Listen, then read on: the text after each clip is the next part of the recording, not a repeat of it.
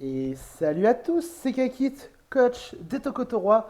On se retrouve pour la vidéo de la semaine 5 de l'ADL saison 10. Une semaine un petit peu particulière puisque je ne joue pas, on est une poule de 7 et forcément chaque semaine il y en a un qui joue pas, c'est tombé pour moi, c'est tombé sur la week 5. Mais c'est pas pour autant qu'il n'y a pas des matchs intéressants parce on va donc commenter deux games aujourd'hui. Deux games qui peuvent être très importantes pour la poule. On va d'abord commencer par Vae contre Dixel. Dixel que j'ai affronté la semaine dernière, le coach de 312 des Gapis, et contre qui j'ai perdu la semaine dernière. Ça veut dire que Dixel est en 2-1. Vae de son côté est en 4-0. Il est en train de rouler sur la poule.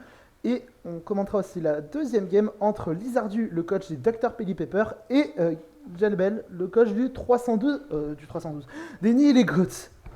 Donc deux matchs importants parce que forcément ce sont des games qui vont avoir un énorme impact sur le classement et le classement peut très vite être bordélique parce que une victoire de Dixel évidemment ça ne m'arrangerait pas puisque Dixel serait en 3-1 et ça signifie qu'il aurait donc l'avantage, il aurait un avantage face à moi pour une qualification en playoff.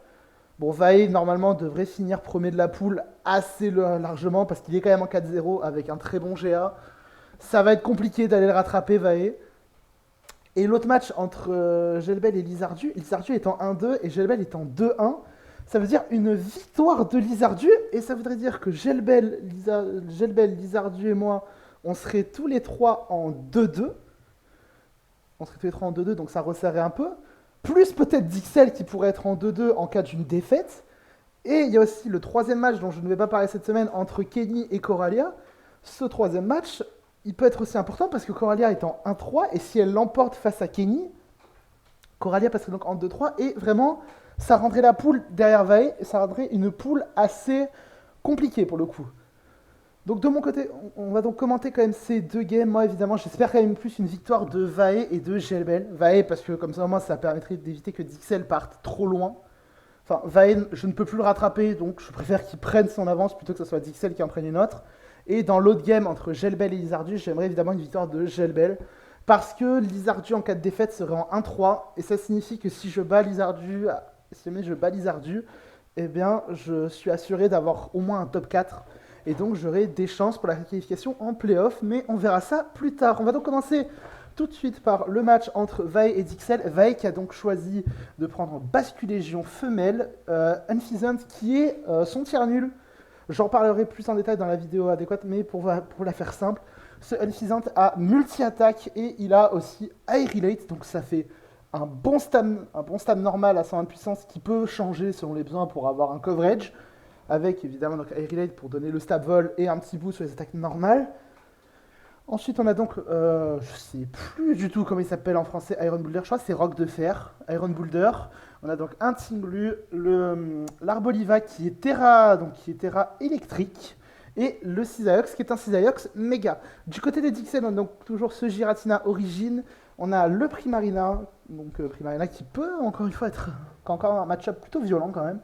On a le Diggersby qui est un Diggersby Terra normal, le Jirachi, le Shackle toujours avec Scrappy et Body Press, et le Zepstrika, je vous en parlais la semaine dernière, il est avec Gorilla Tactics et Ice Spinner en bonus. On va donc commencer tout de suite cette game. Donc on a donc Vae qui va lead Unfeasant contre le lead Zepstrika de Dixel. Et alors là c'est intéressant parce que du coup Vae va taper Protect pour pouvoir voir sur quoi le Zepstrika peut potentiellement se lock. Et le Zepstrika va taper Toxic. Et ça c'est quand même déjà intéressant. Parce que peut-être que du coup, en révélant Toxic, peut-être qu'il n'a pas forcément le talent adéquat. Mais là, attendant, il est potentiellement lock sur Toxic. Et voilà, il a tapé Baton Pass. Ça signifie maintenant que, déjà, Vae à l'info, le Zepstrika n'est pas Gorilla Tactics. Parce que sinon, il serait lock. Il aurait dû retaper Toxic. Je le précise au cas où, parce que les tiers nuls, moi je les joue tout le temps. Les tiers nuls, évidemment, je joue tout le temps avec leurs ajouts. Mais les ajouts ne sont pas obligatoires, ce sont des bonus, ils ne sont pas obligés d'être joués avec ces bonus. Ce qu'a fait Dixel ici, c'est-à-dire que Dixel n'a pas joué son Electrica Gorilla Tactics. Par contre, il y a eu le Baton Pass pour envoyer Primarina qui fait un peu peur quand même, quand on n'a pas l'info, et ça a tapé directement le Moonblast qui va être 50% au Arbolivas. Ça fait plutôt très mal quand même, c'est 50%. Et d'ailleurs, c'est le Jirachi qui va pouvoir venir normalement pour prendre toutes les attaques, sauf peut-être une Telluriforce, parce qu'il y a une attaque Giga Drain qui va partir. 18%, le Jirachi qui prend bien les dégâts dans l'ensemble. Donc ça va pouvoir révéler des leftos. Et il va Terre électrique pour avoir une résistance à tête de fer, mais le Jirachi va taper Doom Desire sur la Telluriforce. Assez logique quand même. Donc le Seed Sower, évidemment, le Grassy Terrain qui a été posé par le talent de l'Arboliva. Ça va envahir Giratina, ça va retaper un petit Gigaren pour soigner un peu. Voilà, là pour l'instant c'est un début de game plutôt tranquille, ça va aller sur Tinglu. Giratina va taper Feu Follet et va rater. Et le Tinglu va encaisser quand même le Doom Desire. Alors, c'est un peu pénible quand même de ne pas avoir pu burn le Tinglu, mais sachant qu'il y a quand même le toxique sur Zebstrika, c'est peut-être un mal pour un bien. Peut-être c'est plus intéressant de venir empoisonner le Tinglu plutôt que de le brûler. Enfin bon, c'est Shackle qui va arriver sur la pose des picots du côté de Tinglu. Voilà, c'est le basculégion qui va venir, qui va prendre 63% sur le body press. C'est Shackle. Shackle, ça fait très mal, c'est dur à dire. Le surf du basculégion qui va donc sur un protect. Donc on va maintenant, Dixel a l'info sur quoi c'est lock. Il va taper surf. 25%, ça fait quand même très mal. Et voilà, et le Scizor qui va se faire oblitérer par le H-Pump de Primarina. C'est un Scizor qui n'a pas de bulk, soit c'est un Primarina qui est lunettes choix. J'ai pas redemandé quand même l'info après match, mais je pense quand même que le Primarina doit être lunettes choix pour one shot le Scizor comme ça. C'est ensuite le Unfisant qui va venir et c'est le Zebstrika qui arrive. Zebstrika qui va bien tanker le retour, qui va quand même prendre 50%, j'ai rien dit. Ouais, je me souviens pas totalement de la game, ça va retaper Protect. Le T-Bolt, ça confirme donc bien que voilà, ça confirme un petit peu ce qu'on pense. C'est bien cette défensive de Zebstrika. Assez étonnant quand même du choix dans le match-up, mais pourquoi pas. Donc voilà, l'Arboliva est empoisonné. Alluring Voice quand même, qui va venir gratter ce Giratina, puisqu'on sait que tant qu'il n'a pas repos, Giratina, à moins d'avoir le wish de Jirachi, il n'aura pas trop de heal dans cette game. Il va pouvoir défog sur le Arboliva qui va pouvoir se soigner tranquillement. Et ça va retourner du côté de Tinglu pour Vae qui va bien encaisser le X. Alors, je sais pas trop pourquoi il a voulu taper X. Peut-être parce qu'il a anticipé un Iron Boulder, mais du coup même pas, genre il aurait tapé Feu Follet. Je pense qu'il voulait juste pas taper Draco Meteor pour pas prendre la drop, pour derrière, pour peut-être laisser un setup. Mais bon, c'est pas grave, vous savez. Donc le Tinglu qui revient, il va quand même, Dixel va quand même chercher à burn ce Tinglu qui va insister avec ses Entry Hazard, il va insister avec ses picots, et il a bien raison Vae de devoir insister sur les picots. Il va en poser d'ailleurs une deuxième rangée parce que tout simplement, quand on regarde la team de Dixel, c'est peut-être quelque chose que j'aurais dû jouer un peu plus dessus la semaine dernière. C'est vrai que contre les Entry Hazard, cette team, elle prend très cher. Il y a Giratina pour défog, c'est le seul défogger du 6. Le Primarina, normalement, je pense pas qu'il soit bot. Le Diggersby, on sait pas trop. Le Zebstrika, il est pas bot. Le Shackle, il est pas bot. Le Jirachi, il est pas bot. Ils prennent très cher sur des Entry Hazard. Donc, Vae a raison de pousser un petit peu avec ses entry. Il va tailler Body Press à faire 45%. Petit Whirlwind quand même pour enlever. Donc. Pour enlever tout simplement le Shackle, pour pas qu'il tue et pour pouvoir peut-être reposer des hazards. Malheureusement, ça va sur Giratina. Et Giratina qui ne va tout simplement pas défog du côté de Dixel. Assez étonnant. Et le Vae donc, va retaper Throat Chop pour continuer de chip un peu Giratina. Je pense que Vae s'attendait plus à un défog. Bon, c'est pas grave. Là, j'avoue, j'ai pas totalement compris cette phase de jeu. Donc, en tout cas, Dixel qui a choisi de ne pas défog. Assez osé de la part de Dixel. Mais bon, donc voilà. Et le Tinglu en plus qui a pu poser les rocks. Commence à y avoir beaucoup d'entry hazard du côté de Dixel, la troisième rangée de Pico qui est là. Et là, ça va commencer à être très inquiétant parce qu'il y a le Iron Boulder qui arrive, le Mighty Cliff qui prend un 2 HKO, un petit press qui est tanké, Mighty Cliff numéro 2 qui va tuer ce Shackle. Et là, vous allez voir avec les rocks, avec l'entry, ça commence à faire très peur. Voilà, donc on a quand même voilà, le Giratina qui attaque et toujours pas de défog. Assez étonné qu'il n'y ait toujours pas de défog du côté de Dixel. Il a préféré tuer. Alors, peut-être parce qu'il pensait mourir du Mighty Cleave, je sais pas. Mais en tout cas, il n'y a pas de défog du côté de Dixel. Ça signifie que maintenant, les Entry Hazard, ils vont rester jusqu'au bout parce que le Giratina, il est mort à 3%. Il est mort à moins que le Jirachi ait Healing Wish. Mais voilà, il va rester, il va mourir du retour. Et clairement, c'est ça le problème. Et le Zepstrika qui vient, qui est quand même normalement plus rapide apparemment. En même temps, si Fusion, c'est pas non plus le Pokémon le plus rapide.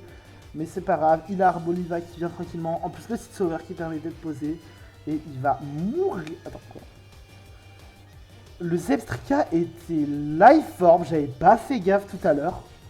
J'avais pas fait gaffe du tout à la Life Form. Donc, je sais pas trop quel a été le but du set de Dixel. Je vois Toxic Pattern Pass, que Toxic et Pattern Pass c'est pour empoisonner et pivoter sur Tinglu. Mais pour le coup, j'avoue que le tonnerre Life Form, ça m'étonne un petit peu. Et là, ça commence à compliqué, mais voilà, il y a quand même Diggersby Terra, je vous rappelle, ça tape comme pas possible. Le retour qui va oblitérer le Poké. Vaek a pas voulu tenter un Hard Basculégion au cas où. Mais derrière, voilà, Basculégion revient, il tape son surf, ça atomise le Diggersby. Le primaire arrive, il prend les picots, il prend les pièges de rock. On a vu derrière, ça faisait 25%, et là, ça a refait 25,4%. C'était un roll qui est passé, je ne connais pas exactement le roll, et derrière, il reste plus qu'à cliquer surf pour tuer le Jirachi, et c'est donc une victoire de Vae sur le score de 2-0. Ça commence plutôt bien pour nous, parce que Vae qui assure sa première place en gagnant 5-0, en étant en 5-0 dans la poule, Dixel qui retombe à 2-2, et ça c'est intéressant pour nous, parce que du coup Dixel revient à égalité avec nous. Dixel a encore Gelbel et Coralia à affronter. Donc il y a encore quelque chose à jouer. Même si je dois encore affronter Vae, je suis la dernière personne qui peut empêcher Vae de perfect la poule. Voilà. Assez étonné quand même du match de Dixel. Je sais pas trop pourquoi il a pas voulu défog. J'en ai pas trop reparlé avec eux après, mais bon écoutez, je pense qu'il y a eu un petit problème au niveau de la gestion des entry hasard du côté de Dixel. Enfin bon, moi je prends, ça me dérange pas. On va donc passer tout de suite à la deuxième game entre Gelbelec et Lizardu. Et là, vous voyez déjà le message. Le message, en fait, il cache la surprise de Gelbel pour cette semaine. Ce petit Pozipi, vous le voyez pas, mais il est au niveau 1. Ce n'est pas interdit dans l'ADL de jouer des Pokémon qui ne sont pas au niveau 100. Le message en rouge, comme quoi c'est la limite des 510 EV est dépassée, c'est juste parce qu'on joue en custom game avec des règles ajoutées. Et du coup, il y a un bug, alors je sais pas si c'est un bug du custom game ou quoi, mais quand un Pokémon a 0 EV, il est automatiquement envoyé avec 252 EV dans chaque stat. Dien n'a pas mis d'EV sur le Pozipi, donc le Pozipi a 252 EV dans toutes les stats.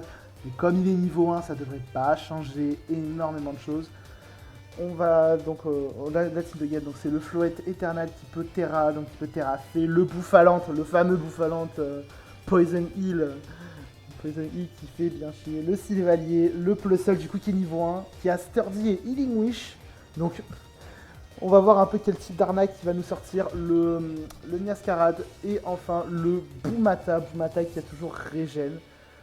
Du côté des Ardiens, on a donc le Rotom Wash, on a le Talonflame, le Altaria qui est un Altaria Mega, Genesect, Kangourex qui est un tiers nul avec Thickfat et Sabotage, et enfin le Morpeko qui est aussi un tiers nul qui a Adaptabilité et Mountain Gale, l'attaque signature d'Avalagdissu qui permet de flinch, parce que forcément quand tu donnes cette attaque sur un Pokémon qui a plus de 20 en speed, c'est quand même un peu plus intéressant. On va pas perdre de temps, on va y aller tout de suite. Donc le fameux Plusle niveau 1 qui est lead contre le Genesect, ça va taper demi-tour. La Stardy qui est assez logique et tout simplement va taper Endeavor. C'est du Fear. C'est la Gelbel a quand même ramené du Fear pour ce match contre Lizardu. Alors ça va quand même, Lizardu est quand même préparé parce que voilà, il y a quand même moyen de faire ça. Voilà, il a des leftos. Donc ouais, il y a encore qui va être tapé, le Plusle du coup qui est mort, hein. Maintenant à 9%, le Plusle de toute façon il servira pas, c'était vraiment là pour la blague. C'est ça le talent de Gelbel, c'est qu'il peut te ramener ce que tu veux, et tu vas quand même avoir peur. Donc le Niascarade qui est envoyé pour faire demi-tour, le talon pas de burn, donc potentiellement un protective pad du côté de ce Niascarade. Et là le Taunt qui va empêcher de faire Cotton Guard, le Bouffalant qui avait une occasion de ce setup, qui aurait pu être très intéressante, mais Lizardu l'a bien vu, il a joué Taunt. Donc maintenant Lizardu va renvoyer son Genesect qui va quand même prendre 40% sur la façade. Ça picote un peu, mais bon, voilà, Tortonator qui vient absorber le demi-tour et ça retombe sur le Rotom Wash du côté de côté de Lizardu. Très certainement pouvoir taper un Pain Split, voilà. Et là, on est reparti pour un duel. Ça me rappelle de mauvais souvenirs, ce duel, parce qu'il y a Bouffalante contre Rotom. Là, le Kotogard qui est placé. Beaucoup de dégâts quand même sur ce Volt Switch. Il est à plus 3, et donc l'Altaria Mega qui va taper Hyper Voice, qui va faire 56%, ça va faire très mal. Et l'Amnésie du côté de Yel, il se set up sur les deux défenses. Et là, Lizardu va taper Perichong. Alors, je pense qu'il a anticipé plus un Protect du côté de Gelb pour récupérer le Poison Heal, pour pouvoir tanker. Je pense qu'il a pour pouvoir tanker tout simplement, et bien tanker un peu mieux l'Hyper Voice après. Je pense que. Est-ce que c'était la meilleure chose à faire d'anticiper et de taper Perichong? Je suis pas convaincu. Je pense que le taper Hyper Voice, sachant que le premier avait fait 56%, ouais, ça allait être un roll. Je connais pas exactement le roll.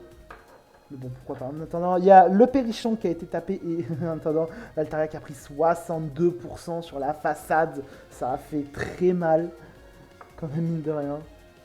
Le Poison, il est 27%, ouais, ça allait peut-être être un rôle un peu compliqué. Le Protect quand même qui reveal, Hyper Voice qui tape pas. Hop, le Perish qui passe à 2 et le Altaria qui va roost quand même. Encore une fois la façade de Gelbel, et là c'est le dernier tour, donc les deux vont switch out maintenant sur ce tour, à moins qu'ils décident de laisser mourir leur Poké, mais ça m'étonnerait. Morpeko est envoyé du côté de Lizardu, et Floette Éternel est envoyé du côté de Geb, le Floette qui va Terra taper Moonblast, qui va révéler tout simplement le mouchoir choix.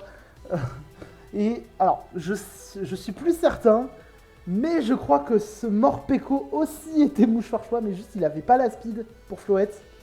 Ce qui est un peu dommage du coup, donc ce Floette Terrafé qui va oblitérer le Morpeko. L'entrée de Genesect quand même qui revient, qui est assez menaçant, mais il y a quand même Tortonator qui vient. Et là le Gunshot, coup critique, fait très mal. Derrière il y a le deuxième Gunshot qui part, qui va tuer. Nescarade qui revient. Ça va quand même retourner sur le talon pour taper un... Alors que j'avais tapé un coffre. Ça enlève les bottes, ça a fait un crit. Non, ça a pas fait de crit. Ah si, voilà, si. Ouais, excusez-moi, je suis un peu fatigué. Du coup, ça a quand même fait le crit. Donc l'entrée de Bouffalante, sur l'entrée de Bouffalante, le Lizardu a pu taper Roost tranquillement. Il va peut-être avoir l'envie de... Non, il va retourner directement sur le Rotom Wash, sur la façade qui fait très mal, 46%. Ça picote un peu. Et là, la façade numéro 2, le Bouffalante qui dépasse le Rotom. Ça signifie que le Bouffalante est full speed. Il est full speed ce Bouffalante, c'est du grand art. Déjà on l'a vu tout à l'heure avec les 56% qu'il a pris sur Hyper Voice. Il n'était pas investi en SPDF, je pense qu'il être investi en bulk mais pas en SPDF. Ça a fait mouche tout simplement, le full speed qui passe. Enfin bon, maintenant ça retourne sur Altaria, ça refait 50% et Kev va prendre un deuxième kill avec le Bouffalante. Bouffalante qui est encore une fois en train de terroriser Lizardu. Le GTC qui rentre quand même toutefois, là normalement, ok, ça va quand même protect sur la tête de fer, plutôt tranquille. Voilà, ça prend la deuxième tête de fer qui va pas tuer à 2 et il n'y a pas de flinch. Le GTC qui tombe à 25% après la façade. Ça passe quand même. Donc Lizardu qui apparemment se plaint d'un low roll. Les 25%, le Floette qui revient, Floette qui vient taper Moonblast, qui 2H KO Talonflame à cette range. Ça picote. Ça fait très mal.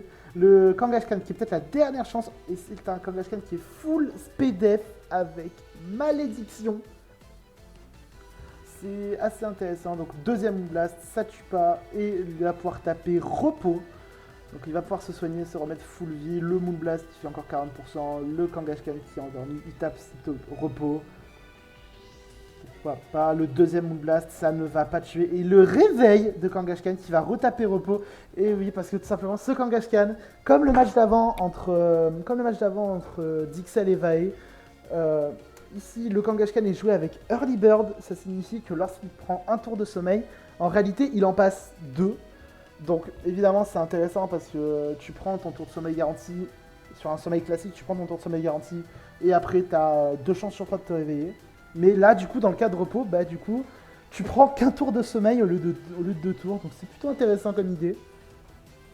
Donc je savais qu'il va aller quand même sur le Sylvanier. Et là, donc Sipto, ça a retapé une curse quand même pour Lizardu.